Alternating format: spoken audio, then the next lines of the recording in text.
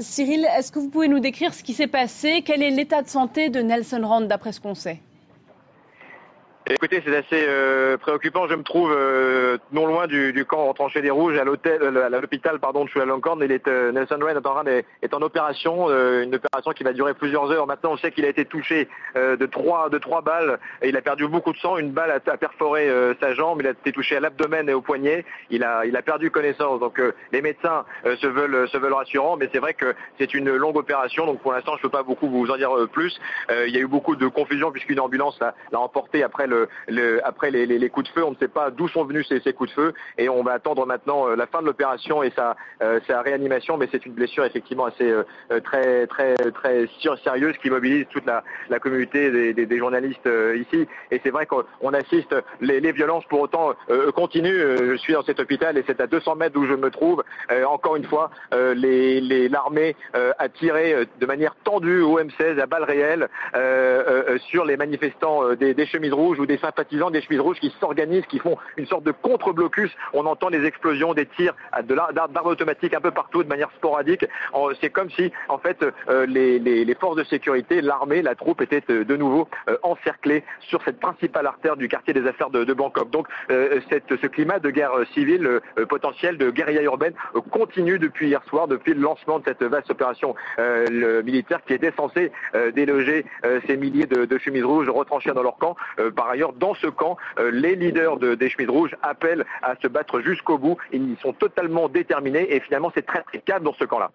Et Cyril, vous parliez donc d'armes automatiques, de blessures assez graves pour notre correspondant Nelson Rand. Il s'agirait donc bien de tirs à balles réelles de la part de l'armée thaïlandaise. Il est un peu tôt pour le dire. Tout le monde, évidemment, du côté du gouvernement, du côté des sources hospitalières, on prend énormément de soins pour répondre aux questions. Pour l'instant, ils ne veulent pas trop en dire. Évidemment, ça serait très embêtant. Mais moi, nous étions au même endroit, de l'un et de part et d'autre, du côté des rouges, des chemises rouges qui se battaient contre l'armée ou du côté de l'armée. Lui se trouvait du côté de l'armée. On a du mal à imaginer. Il y a eu des tirs tendus ce matin et qui ne venaient qu'une seule source, qui était l'armée. L'armée est la seule à avoir utilisé des armes ce matin. Il y avait en face des gaz, des fumigènes, des fusées, ils ont lancé fait commencer des incendies du côté des chemises rouges, mais rien de plus. Donc on peut penser, s'agit-il d'un ricochet de cartouches, on ne sait pas. En tout cas, pour avoir été sur place, ce ne sont que l'armée ce matin. Il n'y a que des soldats qui ont tiré avec notamment des fusils d'assaut M16. Et est-ce qu'on a eu une réaction, une déclaration de l'armée suite à cet incident, notamment donc avec notre correspondant, un journaliste étranger qui a été blessé dans ces affrontements? Écoutez, pour l'instant, non.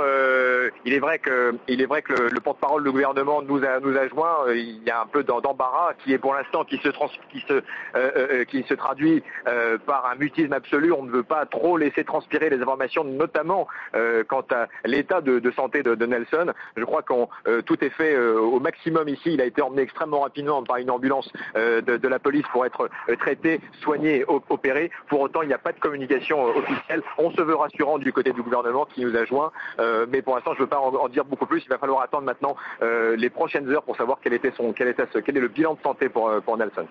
Merci beaucoup pour ces précisions, Cyril Payen, et puis toute la rédaction de France 24 se joint bien sûr à moi pour espérer un rétablissement très rapide de notre correspondant Nelson Rand.